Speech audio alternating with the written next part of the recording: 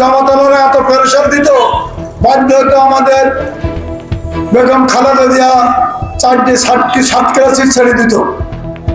আজকে ওনারা এই 4টি সিট আমাদের ছেড়ে দেওয়ার কারণে আমাদের নেতা কর্মী কিন্তু অচল হয়ে গেছে। কেন অচল হয়েছিল? তখন মনে হয় ভোট যাচ্ছি, হবে না, এই অবস্থায় ছিল।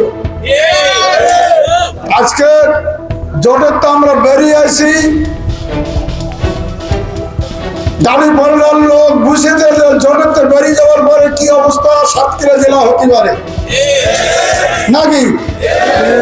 দ্বিতীয় কথা, আমাদের ভারপ্রাপ্ত চেয়ারম্যান সাহেব আমার মনে হয় যে নমিনেশন যাদের দেশে সঠিক হিসাব করে দেশে যে কার কোন জায়গায় দিলি জামাতের সাথে বার্গেনিং করতে পারবে নাকি। আজকে আমি ধন্যবাদ জানাই আমাদের ভারপ্রাপ্ত চেয়ারম্যান সাহেবের, আল্লাহ তার সুস্থ রাখুক। 18টি বছর ভারপ্রাপ্ত চেয়ারম্যান সাহেব লন্ডনে থেকে এই দেশ পরিচালনা করেছে। আজকে এই হাল উনি কিন্তু ধরে রেখে যায় 18টি বছর।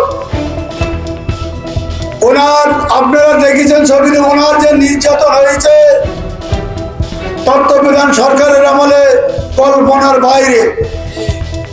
কিন্তু উনি বাংলাদেশের মানুষকে ভালোবাসে, আমার বেগম খালেদা জিয়া ভালোবাসে। উনি নির্যাতন খেয়েছে কিন্তু উনি এ দেশ ছেড়ে চলে যায়নি। উনি চাইলে আমার দেশের লোক, আমি দেশে থাকবো, আমি মৃত্যু হলে দেশে থাকবো, কিন্তু বাইরে দেশে যাবো না।